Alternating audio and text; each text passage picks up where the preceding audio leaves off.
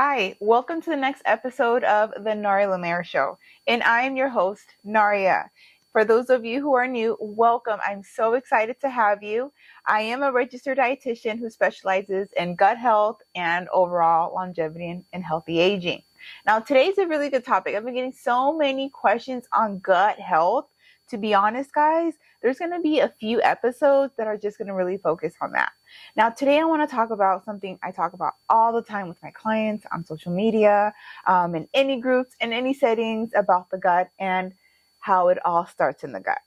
But I'm going to throw a little bit extra because I want you to see where I get my information. And remember, I look at so many research articles. Today will be one example of one that I looked, and I will be attaching the link at the bottom. If you have any questions, make sure to send me a message. Now, let's start with this. Does all disease start in the gut? My answer is 100% yes. There's so much research that really shows that it does. Now, let's start with this. What is the gut? Right? What is the gut?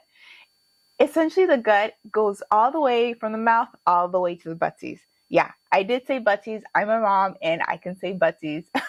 It's basically a long tube.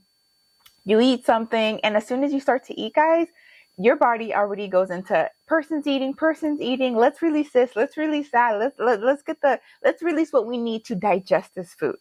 The digestive system includes any organ that's going to help with the digestive system. Yes, that does include the pancreas. Yes, that does include the gallbladder.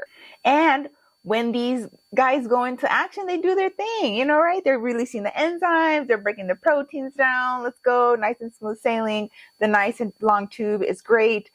Now, what happens if we have that long tube and then there's some holes in there? Have you guys heard of leaky gut?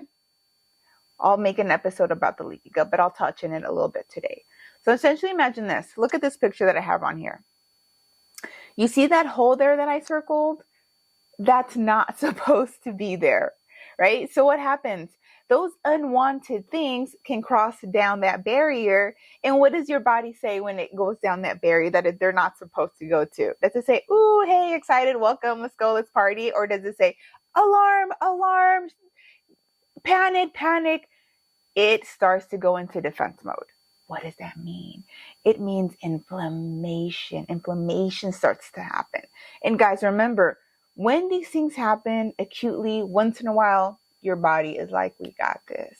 The problem is when it continues to happen. So when we think of like leaky gut, these things are continuing to happen and then inflammation is ongoing, and your body is not happy about this.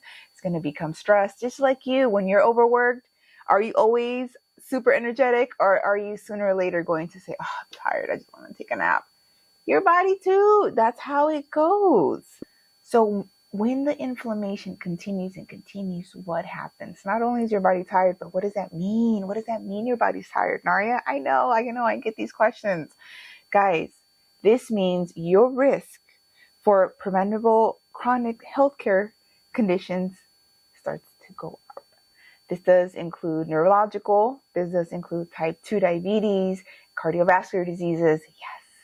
These are things that when we hear about them, we think only diet, you're not working out, your risk is up. But guys, going back to the gut, if that's not protected, trust me, your risk just really starts to go up, and we don't want that. I do want to share a quick case study with you. This is something that recently happened a few months ago with one of my clients. My client came to me and saying that they went to the doctor with horrible abdominal pain that's been lasting for years. Let's say 2 to 3 years. They went to the doctor just explained, hey, you need to increase your fiber. Good luck with life. Oh yeah, by the way, your A1C is a little bit high. So, just kind of change your diet. And again, good luck with life.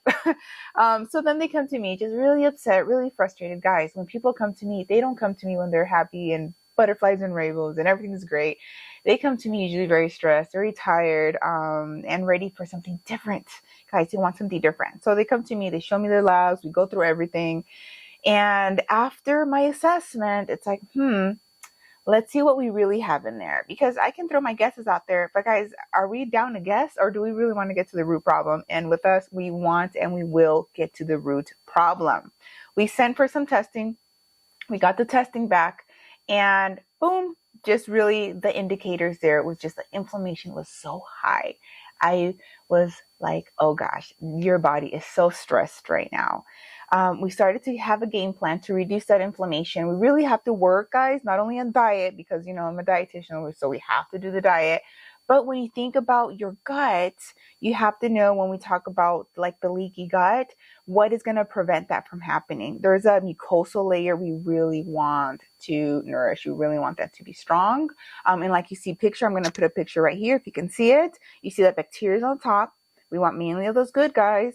And then we have that layer. That's like the first main layer there. We want that to be good and strong, so that way nothing can pass through.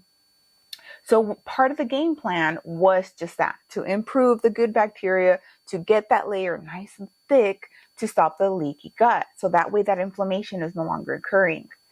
Now, when I talk about these changes, they may sound nice and simple, and maybe for dietitians that we've been practicing for years, yeah, we know the game plan, we know what to do, we already know the protocols and so forth. But the actual process for the client, it's not a 1 month situation. It's not a 2 month situation. It's something that really does take time. So if I first send for a stool test on month 1, we send all our tests, by the way, month 1, so we can create that blueprint for our clients. On month 1, we will do the gut test again, or the stool test, in about month 6 to month 9. Yeah, guys, that's how long it could take to improve all of that. Because remember, where you are today, did it happen overnight? Most likely not. Most likely it took years for you to get there. So you have to be patient with the process. I really can't emphasize that enough. Be patient with the process. Be patient with your dietitian. I know sometimes you can get very frustrated. I'm human too. I can get frustrated when it comes to health related things or just anything in life. But I know that it takes time. I've seen it over and over and over and over. The number one thing I always tell prospects is, if you're not ready to wait at least those 9 months, and you're not going to be patient, I'm not going to be the dietitian for you, because sometimes it can take more than 9 months. And I have to be honest with you, and I have to set realistic expectations, because then we're going to get to month 6, month 9, we still need a few more months, and you're going to be upset. I need to tell all of you, it takes time. So anyhow, we go into different protocols to improve that layer, to get it nice and strong. We do the gut test again, and I believe we did it in about 8 months, and that's where we started to see those changes. And guys, side note here, in case you work with a different provider, when you get that test again, it doesn't have to be all perfect, 100% great score. You just need to see some improvement. Knowing that the protocol that you're practicing is working, then keep going. Just be patient with the process. Let your body heal. Let it take its time, okay? Common symptoms of leaky gut include feeling irritable, brain fog, bloating, constipation, gas, GI eczema, new skin issues that you're thinking, where did these come from? Those are all connected to that. Now, friends, the original question when we started this episode was, does all disease start in the gut? Look at this image right here. If those passages aren't protected, that inflammation is going to continue. And that's going to increase your risk of the conditions that we talked about during the beginning of this episode. So yes, you can see the connection here.